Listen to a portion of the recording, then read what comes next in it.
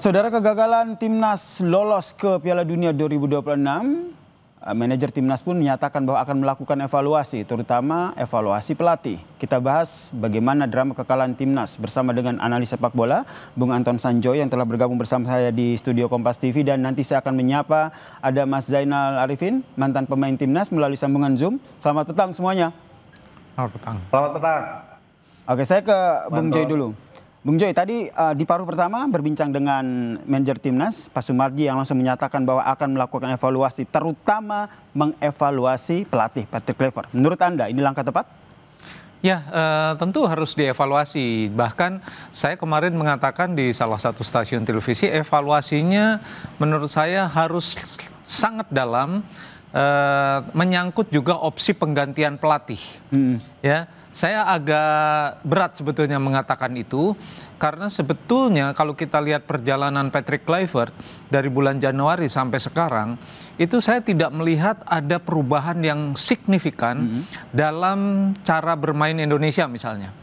Atau saya melihat begitu seringnya tim ini bergonta-ganti formasi, bukan tactical game-nya, formasi 4-2-3-1 atau 3-4-3 atau apalah, tetapi memang formasi orang-orang yang berada di dalam tactical itu. Pemain-pemainnya itu selalu berganti-ganti. Ini yang membuat saya, ini ketika melawan Arab misalnya, formasinya 4-2-3-1 oke, nggak masalah. Tapi kenapa ada misalnya ada Mark Locke di situ? Kenapa bukan Tom Haye misalnya? Pertanyaan-pertanyaan itu juga berada di masyarakat. Lalu tidak ada Nathan di formasi 2-3. Tidak pernah terjawab kenapa tidak ada Nathan. Kenapa Tom Haye tidak tampil sejak menit pertama? Dia memang tidak bisa, banyak orang mengatakan, pernah tersebut juga, dia kurang bisa bermain untuk 2x45. Tapi kenapa dia tidak bermain sebagai starter? Karena ketika melawan Arab Saudi, ketika Tom Haye masuk, ketika Ole Romeni masuk, kan perubahan dalam menyerang Indonesia sangat signifikan. Bahkan bisa mencetak 1 gol lewat titik penalti karena ada perubahan yang mendasar di sisi pergantian pemain. Jadi kalau saya bilang tadi, kalau manajer Pak Marji mengatakan bahwa harus evaluasi, termasuk evaluasi pelatih, bahkan saya bilang harus ada opsi untuk mengganti. Oke, jadi Anda tidak hanya mendorong evaluasi, tapi mendorong untuk mengganti pelatih saat ini, Patrick Kluivert, ya? Betul, karena sejak awal kan tim ini bekerja secara tim, ya. Ada 3 orang yang sebetulnya betul-betul bertanggung jawab. Patrick Kluivert, Daniel Lansat, dan Alex Pastoor. Tapi kan kita dengar juga yang harus masih dikonfirmasi apakah benar 2 jam menjelang pertandingan melawan Arab Saudi terjadi perdebatan yang cukup sengit antara Daniel Lansat, Alex Pastoor, dan Patrick Kluivert menyangkut susunan pemain. Ini kan yang harus dikonfirmasi. Saya yakin itu ada, meskipun belum ada yang mengkonfirmasi. Kalau ada Pak Marji, saya mau tanya, bener nggak itu? Nanti kita tanyakan ke Pak Marji. Saya ke Mas Zainal dulu sebagai mantan pemain Timnas. Anda sepakat evaluasi dilakukan ke pelatih, yaitu Patrick Kluivert, atau langsung sepakat dengan apa yang disampaikan Bung Joy, mengganti pelatih Patrick Kluivert atas hasil Indonesia gagal ke Piala Dunia? Iya, kalau dari sudut dari sudut pandang para pemain, ya sebetulnya kalau kegagalan ini sebetulnya kegagalan semua. Jadi harapan sih, kalaupun memang harus ada evaluasi ya dari mulai pelatih yang mungkin juga sepakat sama Bung Joy. Tetapi saya mengatakan di sini bahwa evaluasi itu menyangkut, ya selama ini kan harus ada dasarnya ya. Satu mungkin masalah taktikal, yang kedua juga selama ini juga terlalu banyak perjudian menurut kacamata kita. Alangkah lebih baiknya kalau melihat hasil yang sebetulnya di luar ekspektasi kami. Patrick Kluivert berserta jajarannya lebih baik, lebih kesatria, dan akan mendapat kehormatan kalau dia langsung menyatakan mengundurkan diri. Oke, ada opsi beda nih dari Bung Zainal gitu, daripada di evaluasi dan dipecat, mending berbesar hati begitu untuk mengundurkan diri. Tapi tadi seperti yang Bung Joy sampaikan bahwa kalau mengevaluasi berarti ada hal yang salah dan harus diperbaiki. Betul. Ini puncaknya pada pertandingan Indonesia lawan Arab Saudi atau memang gara-gara pertandingan itu taktik Patrick Kluivert yang salah menempatkan orang-orang, atau menurut Anda seperti apa? Puncaknya memang pada pertandingan melawan Arab Saudi. Karena pertandingan melawan Irak menurut saya adalah dampak dari hasil pertandingan melawan Arab Saudi. Meskipun harus saya katakan pertandingan melawan Irak jauh lebih bagus daripada pertandingan lawan Arab Saudi. Dalam cara bermain, dalam susunan pemain, dalam taktikalnya. Jadi saya melihat ini adalah rentetan panjang dari ketidakmampuan Kluivert menurut saya untuk untuk menghimpun potensi-potensi yang ada di dalam tim nasional ini menjadi sebuah kekuatan yang mampu bersaing dengan Arab Saudi dan Irak. Karena itu sebetulnya dua perjalanan yang tinggal selangkah lagi ya perjalanan itu, dan sangat pendek gitu loh sebetulnya, hanya 180 menit. Berbeda dengan 86, memang dua laga tapi dua tim yang masih harus dihadapi tapi 4 laga. Jadi memang ini lebih maju satu step. Nah, persoalannya adalah bukan hanya persoalan bagaimana Kluivert dan timnya ini meramu tim, tapi juga ada masalah yang sangat mendasar juga, misalnya bagaimana, saya selalu tanya tuh ketika Kluivert pertama kali datang, bagaimana membuat tim ini kohesinya full, karena mereka jarang berkumpul. Nah, ini kan persoalan juga ada di federasi, ada di timnas menurut saya. Jadi ini juga bagian dari tanggung jawab PSSI untuk ke depannya, karena kan memang kalau dalam sepak bola modern mereka kumpul nggak terlalu lama. Tapi Indonesia ini agak unik karena pemainnya kan mencar-mencar dan bukan pemain kelas 1 dunia. Beda dengan Leo Messi atau yang Lamine Yamal yang skillnya udah oke, jadi ketika dikumpulin langsung bisa chemistry-nya langsung oke kan begitu ya. Levelnya kita agak berbeda. Nah, ini yang harus artinya pekerjaannya menjadi lebih keras, lebih rumit, lebih complicated.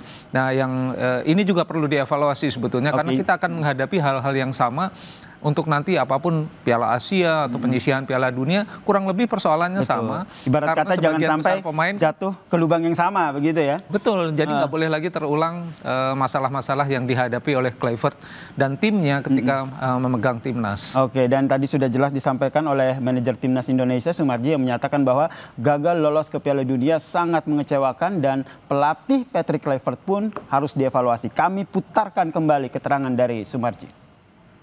Ya, tim pelatih kalau saya. Pemain kan hanya menjalankan instruksi pelatih. Strategi apa yang disampaikan, yang harus dijalankan oleh pemain itu kan dari pelatih.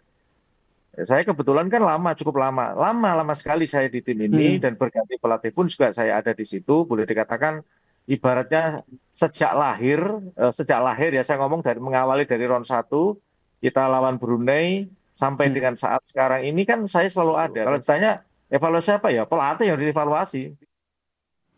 Saya ke Mas Zainal. Mas Zainal, Anda juga apakah melihat hal yang berbeda bahwa memang evaluasi ini dilakukan karena kemarin kegagalan Patrick Kluivert dalam menempatkan taktik saat melawan Arab Saudi?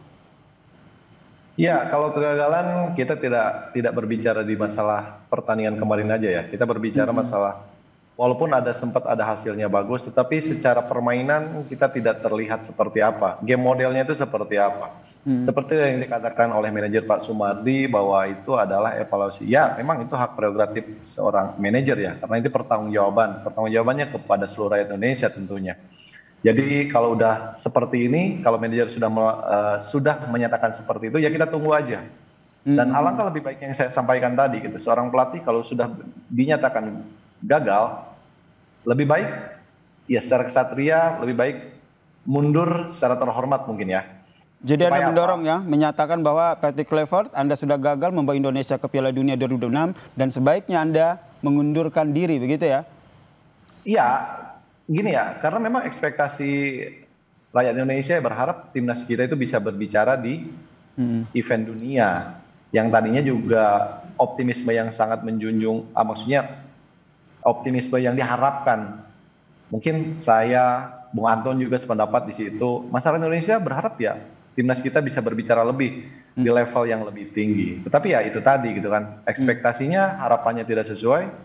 Ya mau apa lagi yang harus dipertahankan? Kecuali kalau misalkan ke depannya kita punya targetnya, misalkan kayak Piala Asia seperti ini. Nah harapannya sih di situ pun kalau seandainya nanti gagal lagi gitu, sampai kapan gitu? Ya, Betul, tentu saja kita berharap ini tidak terulang lagi begitu ya. Kekecewaannya Ya. cukup sampai di pertandingan melawan Irak kemarin ya. Pertanyaan yang sama ke dua narasumber saya ke Bung Zainal sendiri. Menurut Anda apakah Ketum PSSI Erick Thohir harus segera menyampaikan pernyataan resminya terkait dengan evaluasi yang dilakukan sehingga bisa ya sedikit mengobatilah kekecewaan publik terhadap hasil timnas ini? Iya, kalau menurut saya sih apa yang disampaikan manajer Pak Sumardi itu juga mewakili dari Pak Erick Thohir sebagai Ketua Umum PSSI, karena mau bagaimanapun statement yang sudah disampaikan itu sesuatu hal yang sudah disepakati sepertinya ya. Kalaupun misalkan ada statement lain silakan, karena itu mungkin kita sebagai penonton nih sekarang, sebagai penikmat sepak bola, ya kita ingin menunggu seperti apa sih evaluasi yang akan dilakukan oleh PSSI itu sendiri. Oke, Bung Joy. Ya, sebetulnya masih banyak pertanyaan publik. Saya pun mungkin juga ada pertanyaan-pertanyaan besar. Yang harus dijelaskan oleh Patrick Kluivert adalah apa sih kendalanya untuk menghandle kumpulan pemain yang sekarang menurut saya ini adalah yang terbaik yang kita punyai. Terlepas apakah dia pemain diaspora atau bukan, tapi ini adalah sekumpulan pemain yang terbaik sekarang.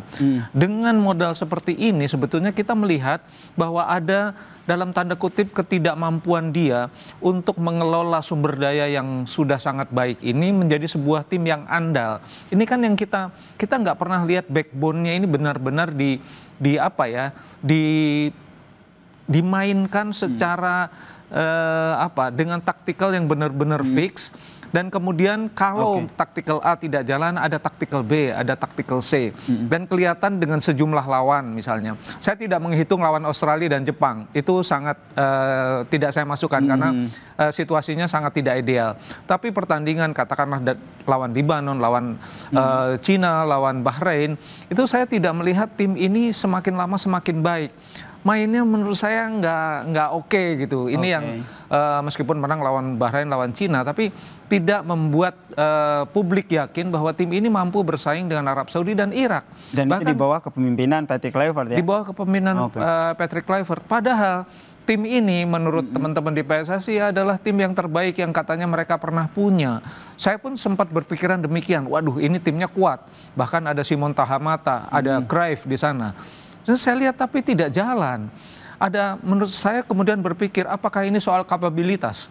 Apakah ini soal kemampuan head coach untuk meramu semua kekuatan dan sumber daya ini menjadi kekuatan yang betul-betul disegani dan mampu bersaing dengan Arab Saudi dan Irak. Dan itu yang kita nantikan ya seperti apa. Kita berharap nanti Patrick Kluivert juga menyampaikan pernyataan resminya juga ya pasca pertandingan selain pernyataan yang sudah disampaikan, dan kita lihat nih seperti apa evaluasi yang dilakukan PSSI pasca drama kegagalan timnas melaju ke Piala Dunia 2026. Terima kasih Bung Joy. Sama-sama. Terima kasih Bung Zainal telah berbagi informasi. Sama-sama. Ya kita obatilah rasa kekecewaan kita ini dengan terus optimisme ya.